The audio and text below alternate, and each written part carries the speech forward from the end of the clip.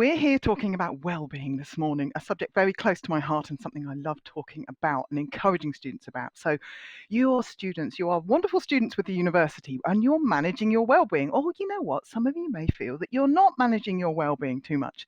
So what we're going to be doing today is we're going to be chatting through some ideas, and I've got some wonderful guests with me today who will be talking through some of their strategies, things they have found have helped them for their well-being. I've also got some lovely people in the chat with me. I've got Laura and Rachel, and I've got Heidi, and they will be answering your questions. So if you have any questions at any point, just feel free to ask as many as you like in the chat. Student Hub Live is very much about community, particularly this event, which is about well-being.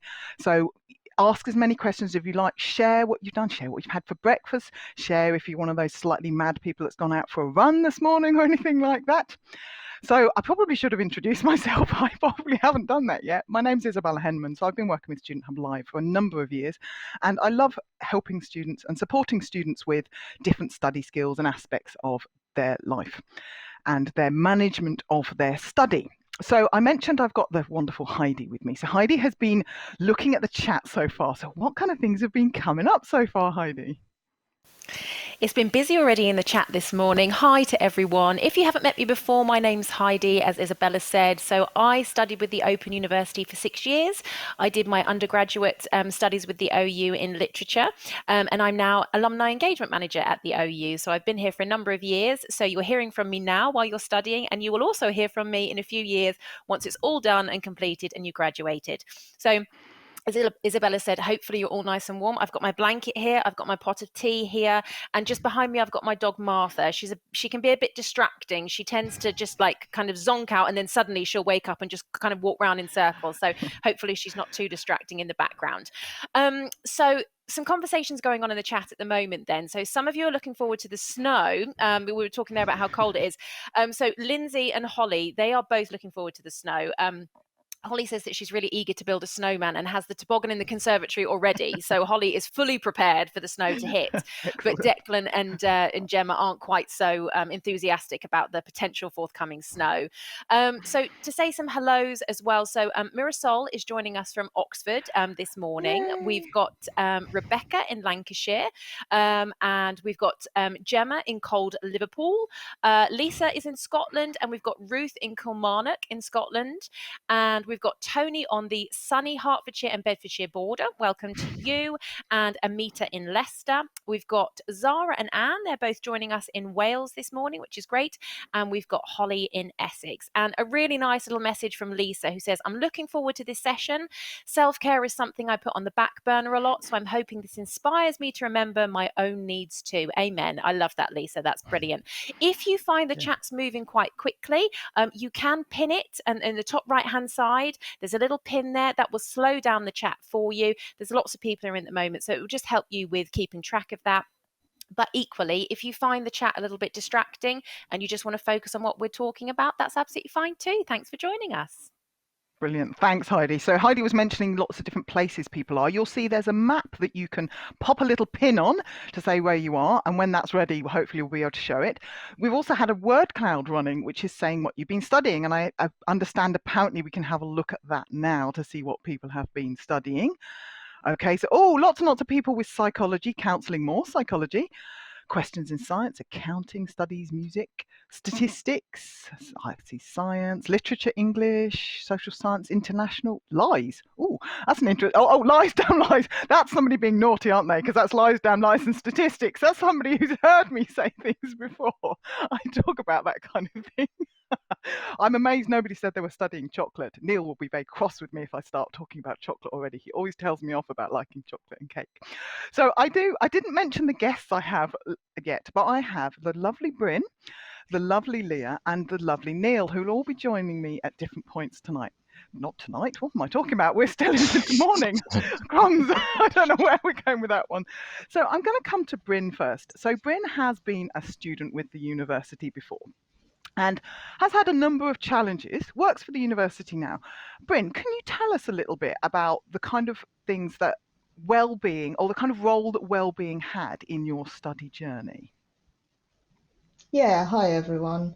I started studying with the OU back in 2008 and I was really ill at the time. So I'd been diagnosed with fibromyalgia and I'd had to leave my job.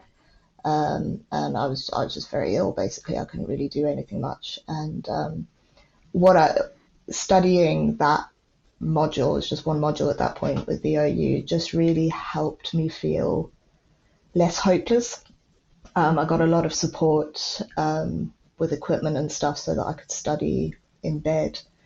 And it was something to do that made me remember that there was more to the world than just being exhausted Yeah. and feeling in pain and not really knowing what the future could hold that could be good in that sense. So study was a really important part of helping me to keep on going at that point.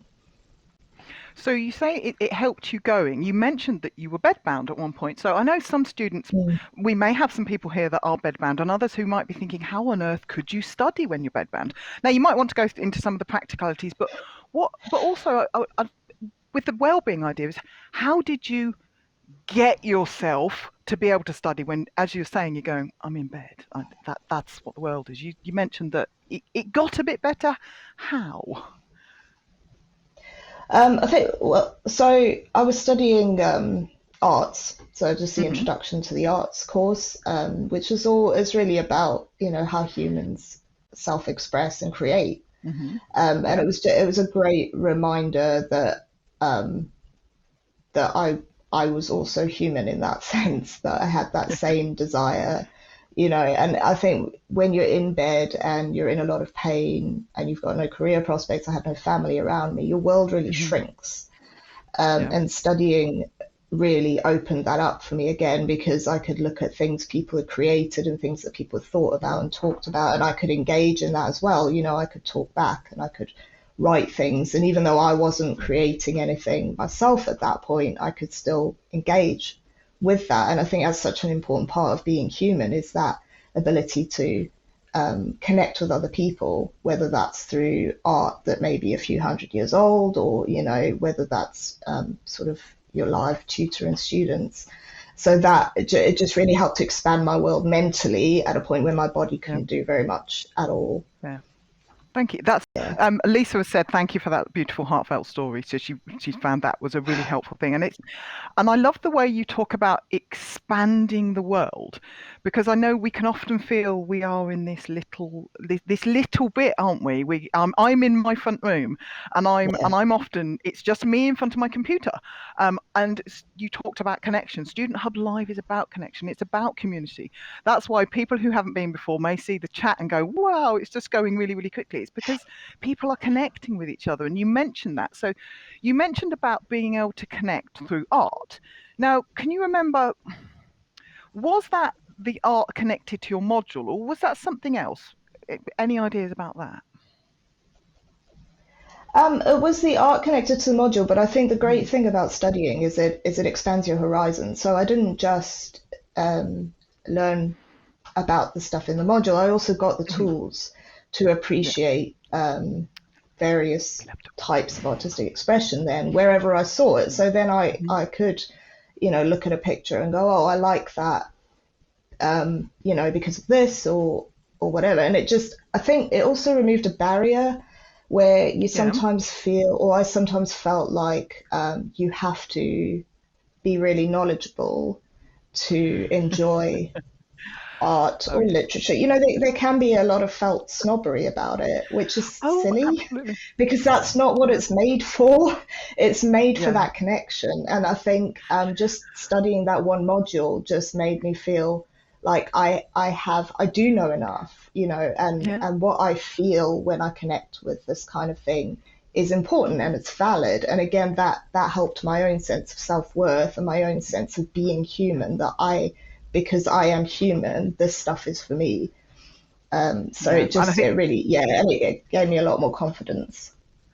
that's it's. I was trying to pick up some of the words, but then there were so many valid points, and I was like, I need. But Sorry. no, it was like, oh, I can't remember them all. But it's the getting a sense of you, and I love that idea, and that's what I always feel studying is about. And when you were talking about being knowledgeable, it reminds me of a friend of mine, who I always tell her how completely thick I am because I'm so totally unculturally educated. And she said, "No, you're not," and I was like, "Yeah, but I just feel completely unable." So I know what you mean because sometimes you go, oh yeah, that can't possibly be for me because I'm not knowledgeable enough. So it's lovely that you said, actually, you know what it is? Me. I am enough. And in fact, this is going to remind me, I've got these quotes. I've got them on a post-it here, which some people may want to hear these. I am valuable as I am, and I am worth it even without my achievements. And I think those are both really valuable because they resonate with what you're talking to us about today, Bryn, is that you said you were doing just the first module to see whether things were happening, and you were finding, yeah, actually, Bryn, was enough. You are enough. I sound a little bit like a certain Pink film that came out last year, and I said a song about that, which I'm not going to break into, but yeah, I am. Anyway, I'm sure plenty of you know what it is. I better not say that because we don't do brand names in here, but yes. But it's interesting. And you'll see, sorry, I'm going to get the giggles now. Stop. Calm down. You see, this is what I love about these things because you can have fun. And even though Bryn's shared with us what's actually quite a heartbreaking story in many ways about being bedbound and not being, it's actually showing there's a smile, there's a happy, and there's something. And you mentioned that you had no career prospects at the time, but you work for the university now, don't you? You built a career from what you were doing. Yeah. Just before I carry on with that a little, everybody at home will have noticed we had a ticker question, which was related to when Bryn was talking about creative and how do you express your creative side? We'd really like to know that. And when I've carried on talking a bit longer, I'll go to Heidi and we'll get some ideas about the creative side. So, Bryn, could you tell us a little bit more about how you then built up your study journey after that first module? How did you feel then that you were able to continue to get this brighter, expanding world? So I was lucky on the health front, that my health improved, and I eventually, well, fairly soon after that, I went to study at the University of Manchester, and I did a degree there in theology. But I think what kind of enabled or like encouraged me to continue that journey was the sense that studying is also kind of a creative act in that sense, because when you're learning, you have to write essays and do assignments and things like that. That's creative as well. You're not just obviously making it all up. You're having to pull together other people's views and stuff like that. But the way that you understand those other writers and the way that you put it together, you are creating something. It might not be unique. You might not think of anything that anyone hasn't said before, but it's still you. You're still contributing. Yeah. And so that was a really big boost for me to continue with education at that point. Yeah, and I love that idea that even if it's not unique, you're still creating, you're bringing things together. Because a lot of students, when we do sessions on academic conduct and writing and so on, people go, but how do I write myself? Well, you are still being creative. You're coming up with ideas from yourself. So I know we've had lots and lots of comments that have been coming in on the chat. So I'm going to go to Heidi now to see some of those things, some of the things that people have been sharing and some of these creative ideas. So Heidi, what's been going on? Yeah, really busy in the chat. So it's really nice to see lots of solidarity in the chat there. So that's a really powerful story that you shared, Bryn. So Geeta says, I totally understand. I have fibromyalgia too, and the OU has been very understanding and helpful. It's been a great distraction to study and has helped me boost my confidence again. Daniel says that my mum has fibromyalgia, so I can understand how hard it must be. And Tony says, it lets me lose myself in my study. I also have fibromyalgia, ME and angina, but diving into studies lifts me out of that bubble. So it seems like lots of people are kind of experiencing similar things to what Bryn was sharing there. So I'll get to the kind of how people express their creative side. I just wanted to touch on some comments that had come through as well about how studying has helped some of our students with their well-being. So Mackenzie says, having a goal or something to work towards, I think, is great for anyone's well-being. It gives you a real sense of purpose and achievement. Melissa says it helps because it takes my mind off medical stuff as I have epilepsy. Gemma says, for me, I love to learn, and with my mental health, I seem to thrive when learning.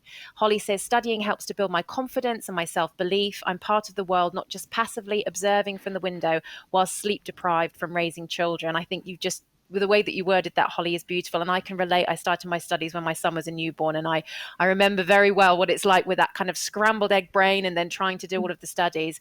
And then Helen, I definitely agree with the guest. Study helps me have something to distract myself from what's happening in my head due to my mental health problems. And because I don't have to leave the house to study on days when I'm exhausted and not well enough to go out. I also feel that I can connect with people because as a widow, I don't get much contact with the outside world, and my studies keep my brain going. And then just a couple of ideas about how people express their creative side. So Jackie, I've never been particularly creative, but I can doodle for ages. And then Mackenzie says, I express my creative side through music. I sing and play guitar, so that's a great outlet. Great, thanks, Heidi. Now, Lisa has said, I really struggle to express creativity at all. I feel I should be working or studying. Guilt always stops me. And that's it's a very interesting and actually quite a sad comment here. And I think I can probably identify with that as well, because I know what you mean in terms of you always feel you should be doing something. I should be studying, I should be working, I should be constructive, I should be achieving something. I can't possibly relax.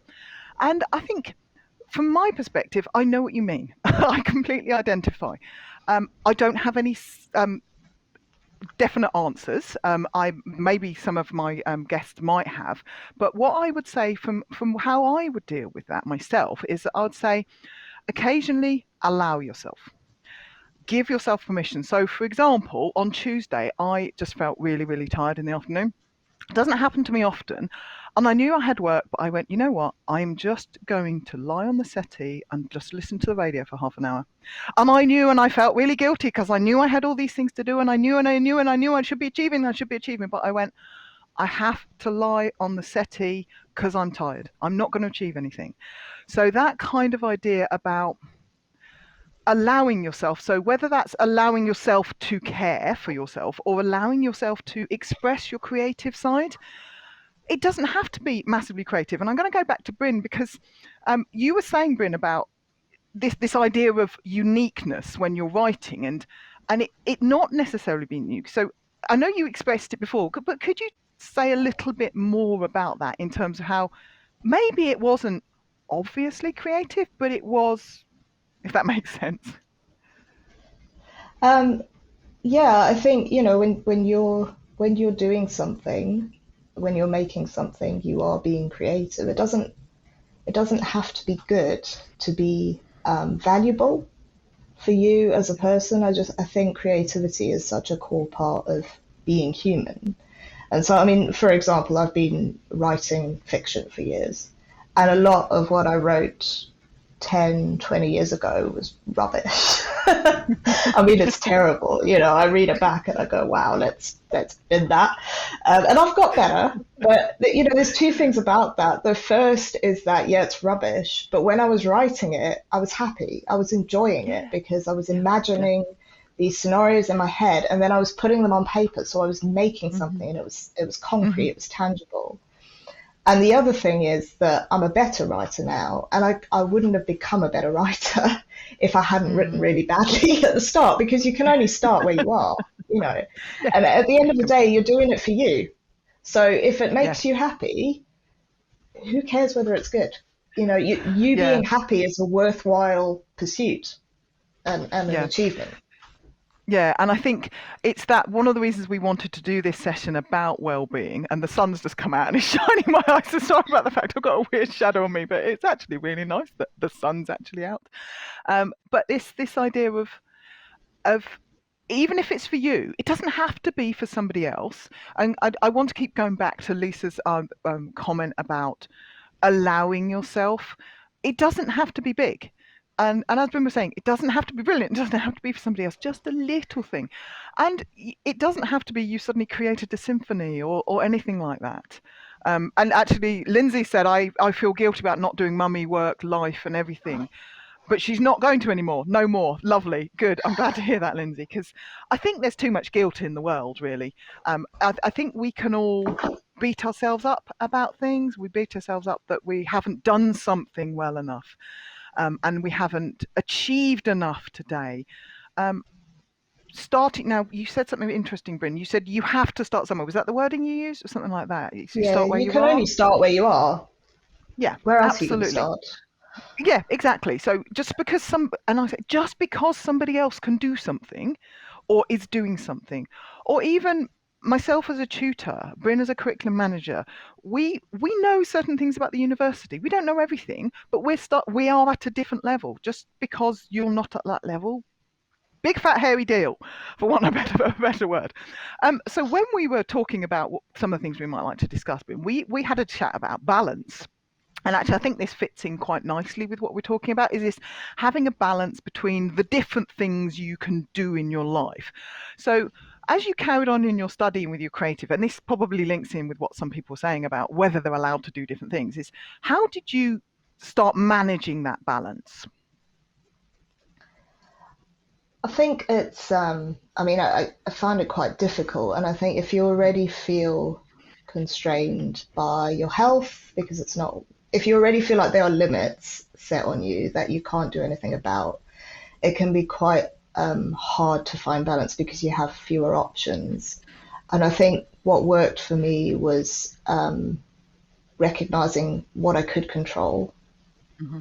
and managing that, and recognizing often it's a trade-off. So a few years ago now, I was put on some medication that was meant to help the fibromyalgia, help the pain, and help me sleep better. Hmm. And what it essentially did was turn me into a zombie 24/7. And it was, I mean, most of the medication associated with fibromyalgia and those conditions does it to an extent, but this was really Hmm. bad. And I just, after a couple of weeks, I just went, no, I can't do Yep. this, you know. And so I had to make a decision Hmm. to say, no, this doesn't work well enough. This trade-off is not worth it. And I think that applies to study as well. And it's difficult when you're trying to juggle your study, your family life, your job, you know, and your well-being and things. And I think it's learning to figure out what's the most important thing right then. And I think making sure that you don't leave your well-being out of that discussion, because I would tend to do that. I would almost be treating myself as a thing that does stuff, you know. So if I was evaluating what I should do, it would all be tasks, you know, that I am doing to fulfill roles in my life. But actually being you and looking after yourself is really important as well. So it's making sure that you give it the weight that it deserves, I guess, when you're trying to balance stuff out. Recognizing that, you know, looking after your kids and all of that is also really, really important. Yeah, and I think we've got an image that we selected about balance, which hopefully we can show you on the screen at the moment. And there were quite a few different ones. And what I liked about this one is, okay, some of you might go, oh, it's perfect, it's perfectly balanced, but you'll notice it's different things on it. And actually, it's balanced on a whole load of different rocks. And you could look at that and you could go, I want to poke that rock. I want to get rid of that rock there. But I think this is sort of your ideal world, isn't it? This is the everything is in balance. The reality is things aren't always in balance, and there's different things. We could have had other ones where one side is way down and others. And you'll see that there's a widget that you can fill in about the about balance for you and how you feel it's working for you. And I think it fits in with what some of those comments were that were coming in earlier about people feeling guilty and saying, "Oh well, I can't do this, and I can't manage the different things, and I've got to manage mummy time, I've got to manage study time, I've got to manage work time." And I think we are all constantly trying to balance. We are all somewhere along that. That was a very perfect image, which you might think, "Oh wow, that's unlikely." But where does your balance fit in? So I think I'm going to go to Heidi now to see what kind of things have been coming in the chat, because I think there's probably been lots of different things. So Heidi, what other kind of things have we had?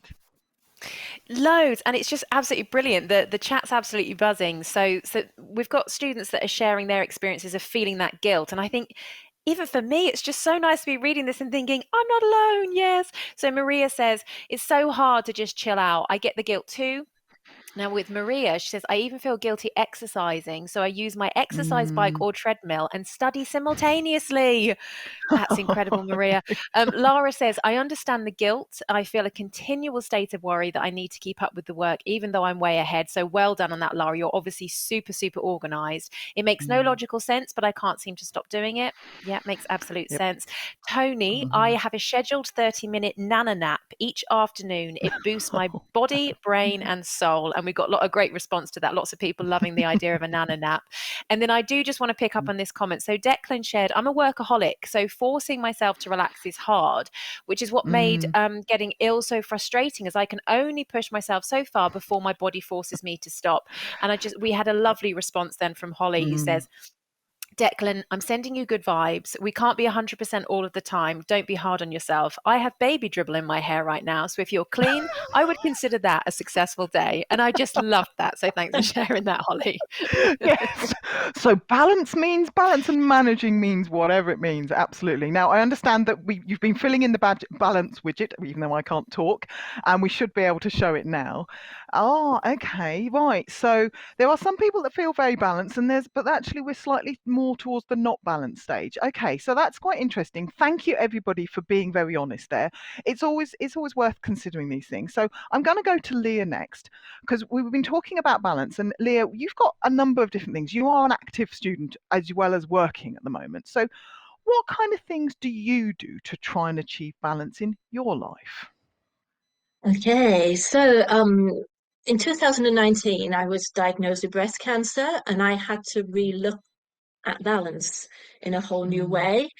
And I had to come out of work for a few months. I still did a little bit of work behind the scenes, but so I identify what people are saying about workaholic.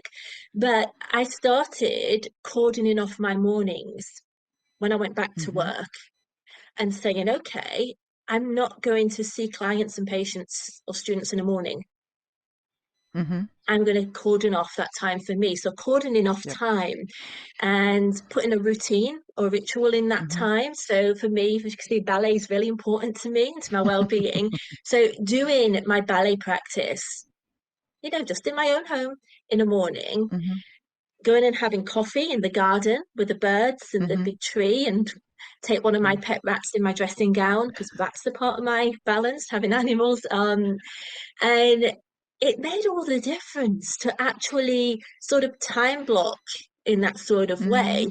Hmm. And obviously, clients knew I'd been off sick. So I did say to them, okay, going forward, coming back, appointments are on certain days from say 12 noon or 1 p.m. until a certain time. Hmm. So doing that made a lot of difference for me. Do I feel guilty sometimes? Yes, especially when a client is like, oh, I can't do afternoons, so they have to Yeah.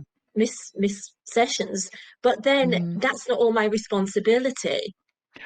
Yeah. And It's that. I Mm. sometimes take too much responsibility. But when I take a step back, and for me that's part of balance, and think, hang on a minute, where's Hmm. the boundary here? Yeah. What is actually my Yes. responsibility?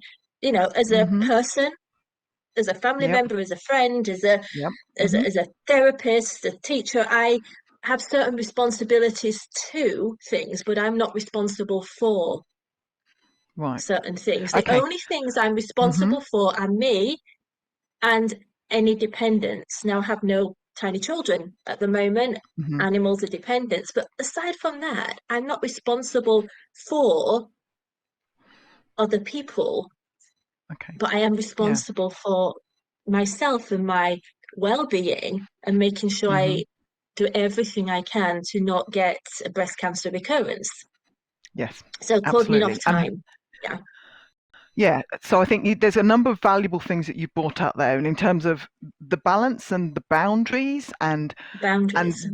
what's your responsibility, what's others. And I know we've got what we call the four square grid. I know you've got another name for it, which is about priorities, which we can show on the screen at the moment, and it should be available to download from the event links as well. It's in the time management section of the Student Home Help Centre. And what this has is it has important and unimportant and urgent and not urgent things.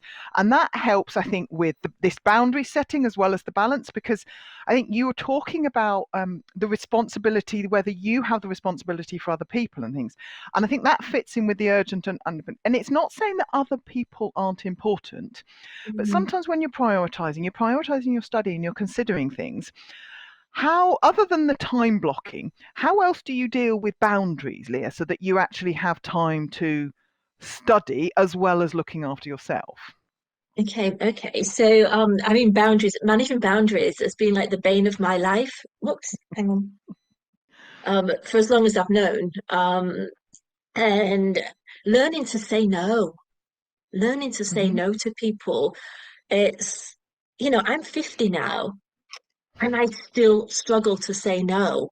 At 25, I hoped by 30, I'd be great at saying no, but learning to say no to people and not having to put a long explanation on it. Now, I like to be kind, so I like to give a little Hmm. explanation, Yeah. but it's like, so everything we say no to, we're able to say yes to something else. Everything we say yes to, we say no to something else. So I had to learn to say no, and that included some self-awareness. Like, do I really want to do this? So if I'm, oh, Hmm. can we have a call after you've like finished your OU today? And I'm thinking, do you know what? I'm absolutely exhausted. I want some pet Yeah. time. I want to stick Yeah. some rubbish on Netflix. It, Other brands but are then I'll available. say to my friend, exactly, I'll say to my friend, oh, of course, yeah, oh, yeah, I've missed you. And why, Mm-hmm. if you said that, I do miss her, but why didn't I say no, but how about at the Mm. weekend when I've had a bit of rest? But learning What a good to idea. say that, Mhm. taking that risk, Isabella, Yeah. Yeah. and like friendships that are worth it, if I say no, Hmm. they're not going to write me off as a friend. if they Yeah. if I think they do write me off as a friend, so yeah, carry on. I wanted to pick up that bit you just said, the no, but how about? Because I think that fits Yeah, really well into the urgent and non-urgent, important, non-urgent. In the yeah, chat, we've given a link to where people can download that. And I think that's a really important one because it's not just no, that's it. It's not just saying no to things. And we're talking about balance, we're talking about well-being, we're talking about how you can manage study alongside other things. So it might not work now, but I'm providing some opportunity. So I think that's quite a good one. So do you ever do that with your study? Do you ever do the now, sorry, not now, but does that happen at times? that's really hard. That's that. I try to. I aim to. Okay. Um, I'm gonna be, blatantly honest. It grates on my Yeah. mind. So I have to Okay. then Yeah. not have to, I choose to then do something like thought dumping, just make a Mm-hmm. list of like why it's great on my mind, or when I can do it. Like doing a worry list and then putting Mm-hmm. it aside, because otherwise I feel sometimes like I have to, and there is no have to, but I feel like I have to complete it, Yeah. get that bit of the TMA done, tick it off the Yeah. list. Um, Yeah. but I've learned to do it. I've adapted certain methods where I can put the study aside. I loved what you said, and it's a quote. Did I give you that quote? Time worthy even without my achievements, because I say that every single morning. Um, I don't know. I've written it on a post-it and I keep getting it out and it's here next to my desk. yeah, So I but don't know. yeah, every single It morning might when I be. wake up, and I've done this for about 6 years now, I am Hmm. worthy even without my achievements. I am valuable because I am, and for who I am. Yeah. I'm already Yeah. good enough simply as me. Now, that first Hmm. one for me is really important. I am worthy even without my achievements. Yeah. And that Hmm. helps me put things aside. That helps me not have a royal meltdown when my grades are not Yeah. what I want them to be.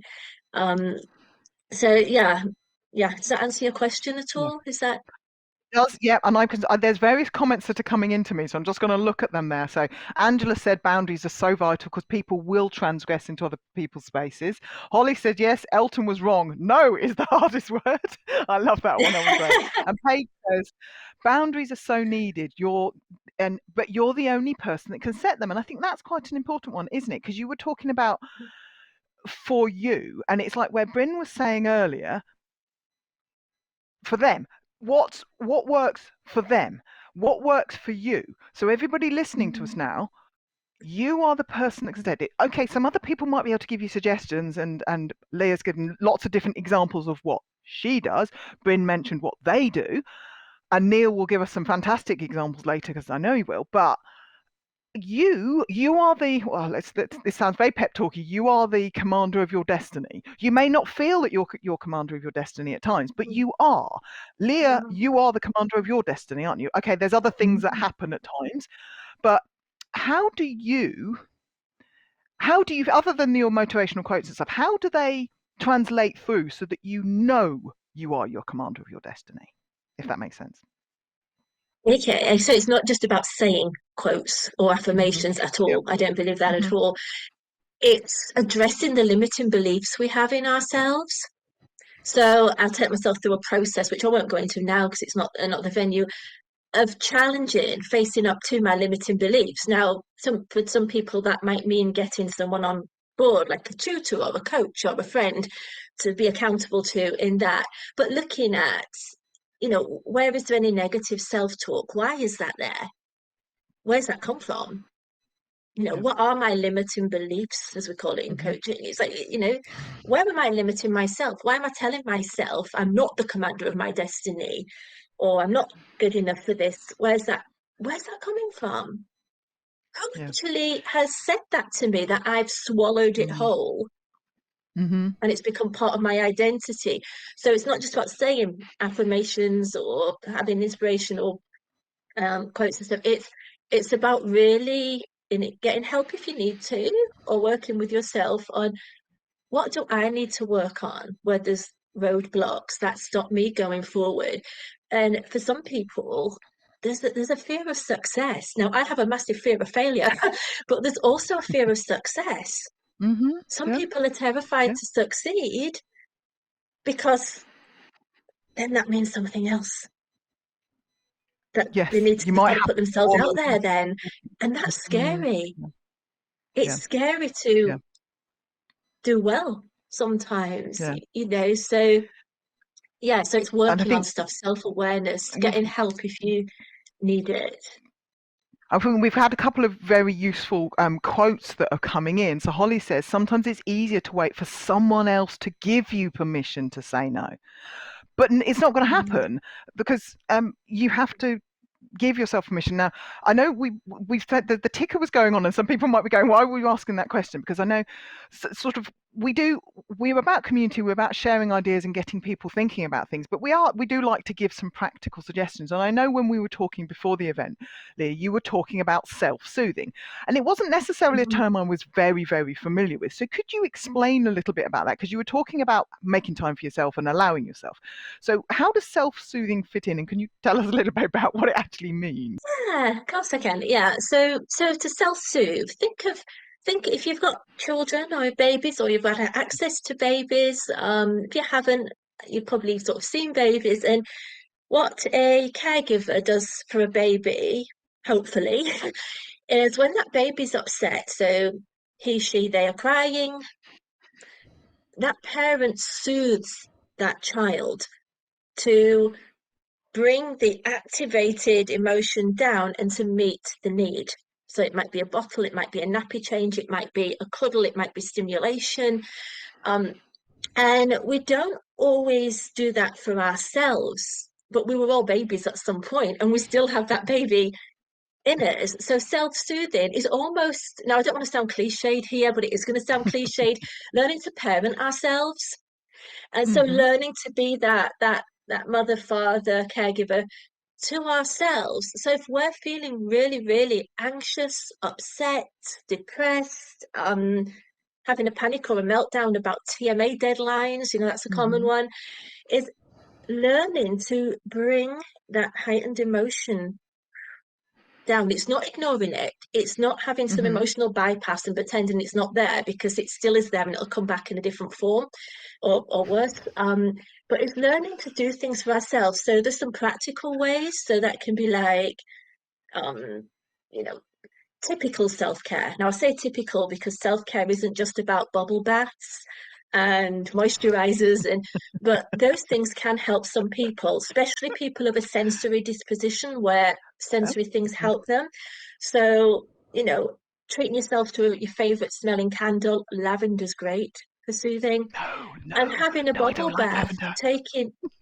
you don't like avender. Okay, No, bergamot is another good sorry. one. Okay, you're We'll allowed find to like something you lavender. like the smell of. Chamomile, Yeah. anything. Yeah, okay, yeah, that's And fine. taking that bath, taking those 20 minutes. Now, I know one of the people in the chat have got a baby who's been sick in the hair. It's really hard to get that 20-minute bath. I get it. But that can be self-soothing, enveloping yourself in the water. It can be having a favorite sweater that you put on that feels Mhm. comforting when you're feeling that need for a sort of self-hug. So they're quite sensory ways. But self-soothing, it can also be like Bryn was saying about creativity. I find creativity very soothing. It helps to bring my emotions and my thoughts into a balance and to give them an expression. Or having what on earth is that? So, this was something I did Isabella to has the express my best toys. creativity.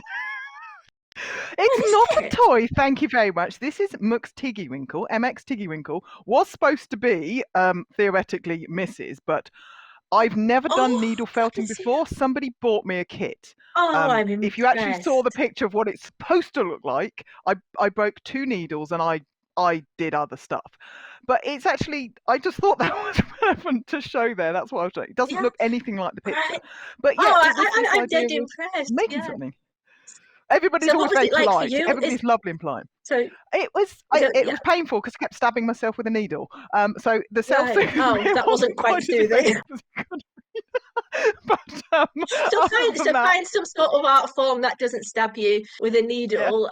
Now there is research yeah, evidence to show that stroking pets yeah, as we soothe that absolutely. pet, it soothes us, and that's why in care homes they'll take animals in. Hmm. I've got my pet Yeah, Matt snoozing next to me, one of yeah, them here. lovely. Nice. Self-soothing is also, counseling ourselves or having a Hmm. counselor or something. It's that can soothe us to talk through. So it's mirroring how we're feeling, how mirroring to ourselves or having Yeah, someone mirror to us, and then doing something internally or externally to help yeah.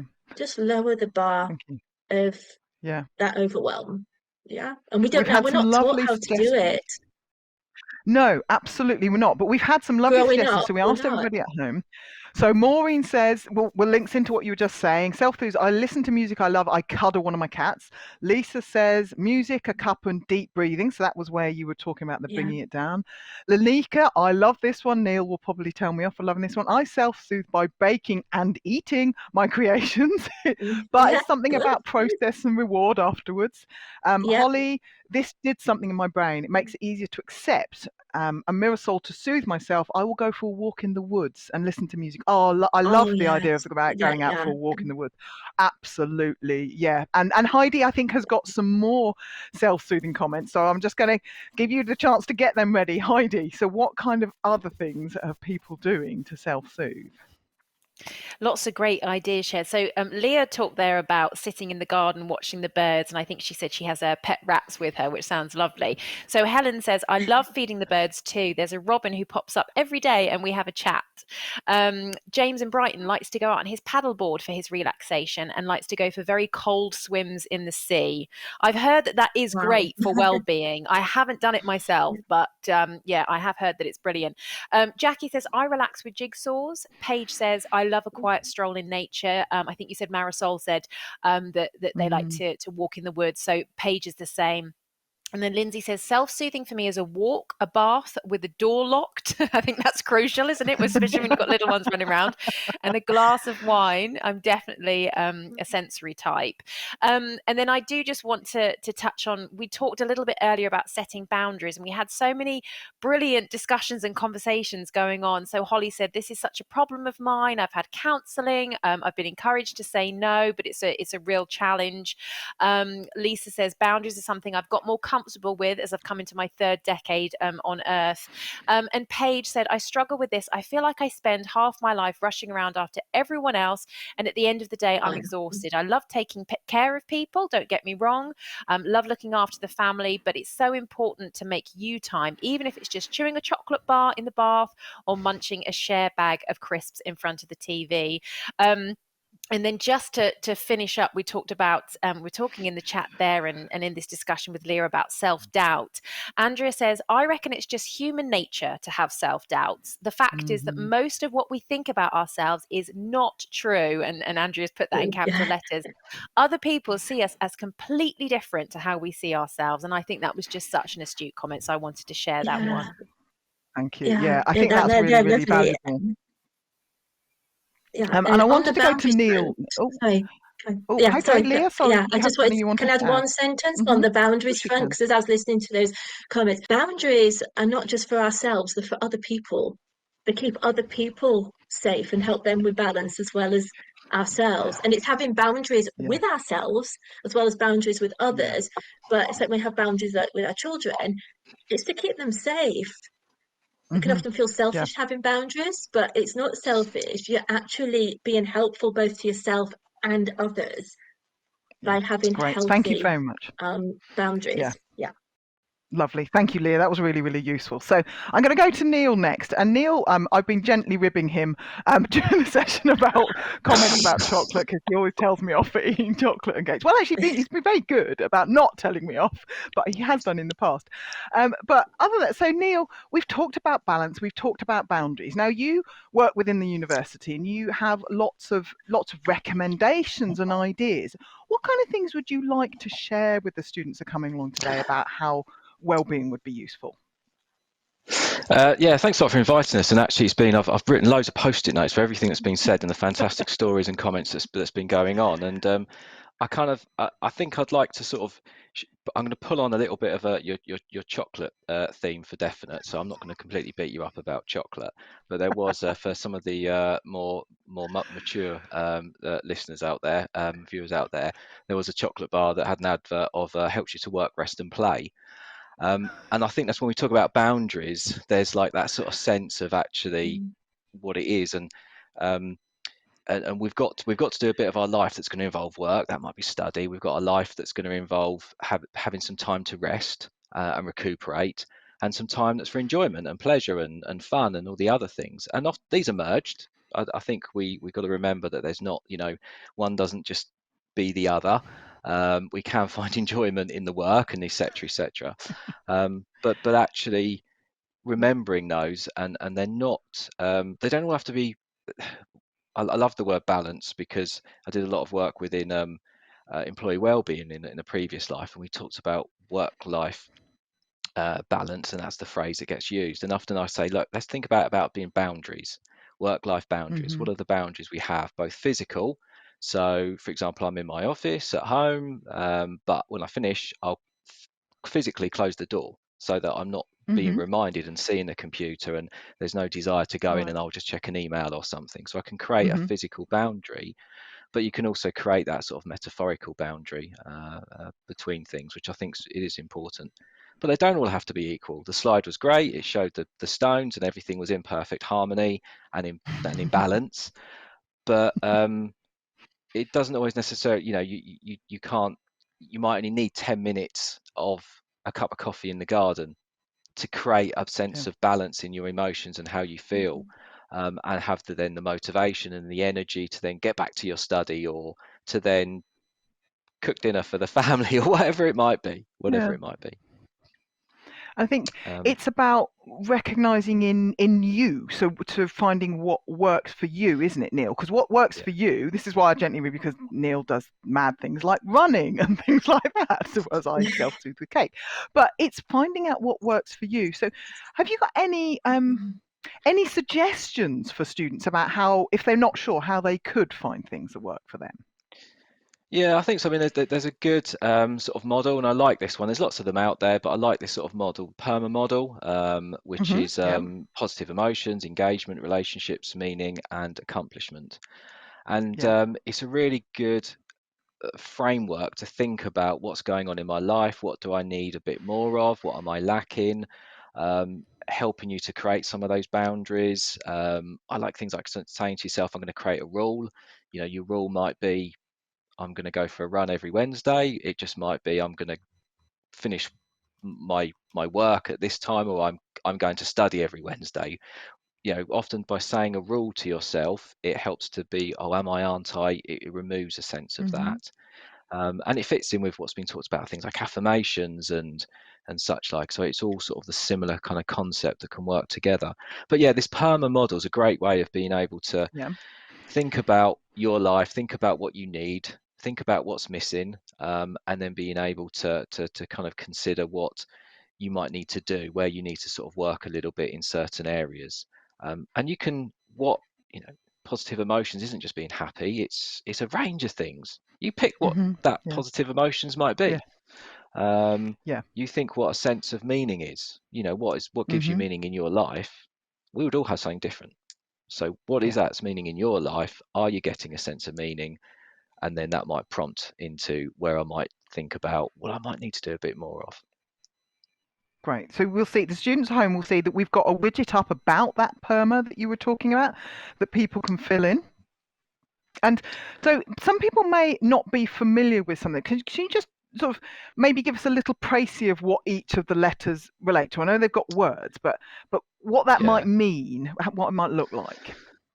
So like I said, positive emotion is just from happiness to joy, whatever is is for you, and it'll be different things at different times. So again, it's almost like having a list of what are the sort of positive emotions that I want and I need. And you might even think about what positive emotions do I need before I study. So if I'm feeling Hmm. quite tired, quite drained, quite negative, so we can have positive emotions and sort of negative emotions. We can have high energy, low energy. That kind of sits on the grid. Um, but we can also be thinking about, what do I need to have before I sort of maybe do, commence some study or anything else in your life. Um, and that can help with that. I need to be in a sort of that positive, have that positive emotion and energy before I move into that. So what can I do to help me create that? And it might just be, a cup of coffee, watch a TV program. It might be something completely different. It might be more energetic. It might be go for a run or such like. Hmm. Um, Engagement is that the things that we do, how engaged are we in them? There's that concept of flow. So it very much links Yeah. to that. So how much are we feeling engaged in these things? We do things, and quite often, and we do them. This a task list, and we get on and we go, I've done it. But actually, sometimes we might need to stop and think about how engaged are we in that process, and how, if we're really struggling to be engaged, is it worthwhile doing it? And if we enjoy doing it and we feel like it's worthwhile, what can we do to step back to then step into it in a more engaged manner? And again, even just something like cooking dinner for the family, like I mentioned, thinking about how much they're enjoying it, how much, what that is, what that process is. Can I have others help me out? So engagement, it doesn't always have to be just you, the process. It can be you and other people. That then fits perfectly into relationships, which is Hmm. self-explanatory. But again, the relationships we have with friends, family, colleagues, fellow students, all the rest. So what relationships work for us, what relationships give us something, and how we utilize those relationships to help us and to help others. Meaning is our own sense of meaning in life. Bryn talked fantastically and gave a real kind of concept around how that can really work, and having those goals that I think were talked about a little bit in some of the chat. And then finally, accomplishment. And accomplishment, it doesn't have to be, oh, I've finished my degree. It could just be, I've set myself an hour to do some study today and I've done it. So we don't have to think of these things as being massive. It might just be 5 minutes of happiness in my day is great, and that's a positive emotion. So the simple, smaller things are the best ways of trying to tick some of these off and to trying to work our way through what can be beneficial for us. Yeah. So as you've been describing, I know we've had the widget going, and I was just waiting. I know the widget was ready, but I was seeing whether it changed as you were explaining the Yeah. different bits, because I think we spent quite a lot of time talking about positive emotion. So now that's actually, so positive emotion is the biggest one. So we can show the results of the widget now. So I think that's quite interesting, because I think possibly as you explain things, maybe some people change their views a little bit. So positive emotion, yes, but then meaning, having that sense of meaning is quite important. And then that's quite interesting. Engagement and relationships are not necessarily the most important for people. I know it was you had to choose one, which is sometimes difficult for people, but you make these choices every now and again. So we haven't got a massive amount of time left. So I just wanted to give you the chance just to mention a few of the resources to do with wellbeing that the Open University has. So could you tell us a little bit about some of those, please, Neil? Yeah, I think the two key ones that sort of fit in with what's been talked about and will be useful for a lot of students is we have a wellbeing app. So this is accessible through sort of usual app stores. Just go in there and search for OU Wellbeing app, or you can use the QR code just on screen. And there's so much stuff in there, range of resources, range of things. But one thing I would say is, you know, to help with study as well as sort of just general well-being. But what I would say is that there's some real good elements in there that can help you to set your own boundaries, balance, rules, affirmations, whatever works for you. There's processes and resources in there to help you to do that, which can help a lot. And like podcasts that you could listen to help with maybe some of those self-limiting beliefs and self-help guides for a lot of sort of emotions. There's also Talk Campus, which great opportunity, great resource to be able to then engage with students across the world. Social media-esque kind of concept to it, but also the opportunity for engagement with, again, some self-help resources that they have on there in a wellness centre.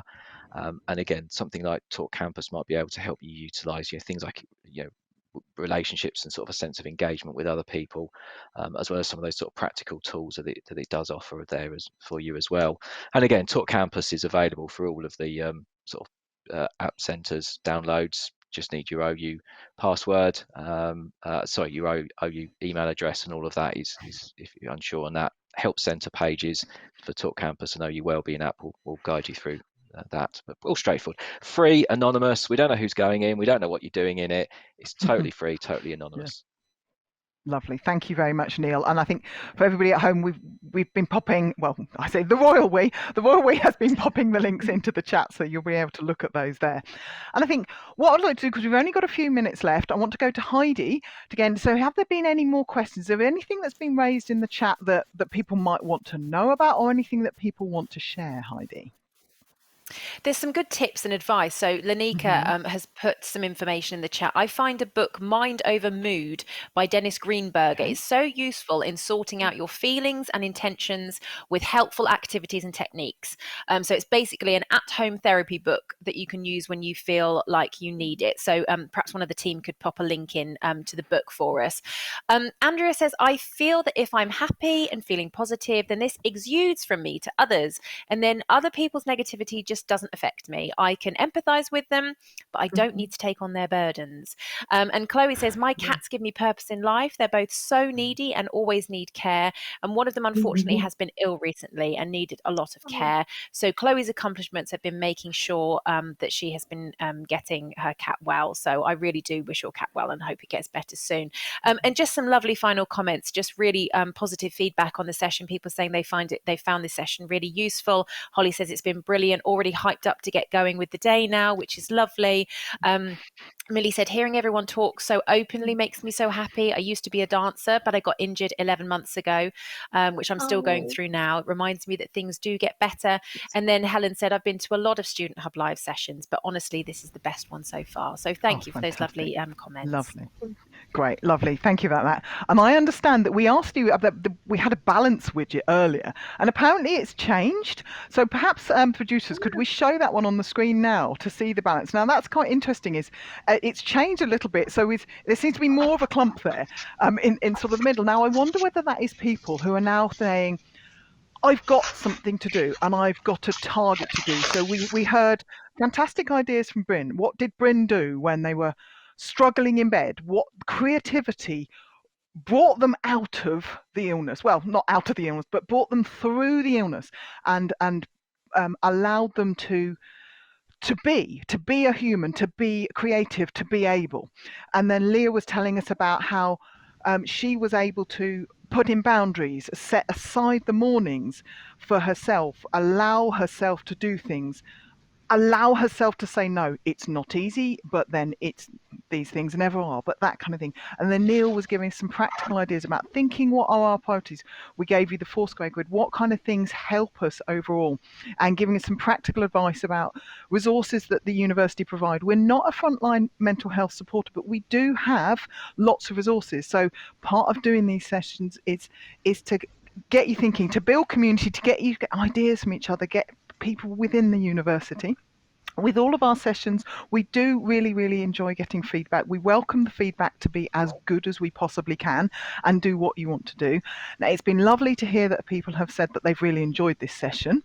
So I was thinking about how I was going to summarize it later, and I haven't mentioned strongman at all today. Strongman is one of my passions. I love watching strongman. But what I wanted to say to people is to go out and be great. That is actually the phrase of one particular strongman, and not my favourite, but but work out what is being great for you. Find that one out and get yourself set and work out your great and go out and be your great. That's what we would love you to do. So thank you very much for being here today and have a wonderful rest of your day.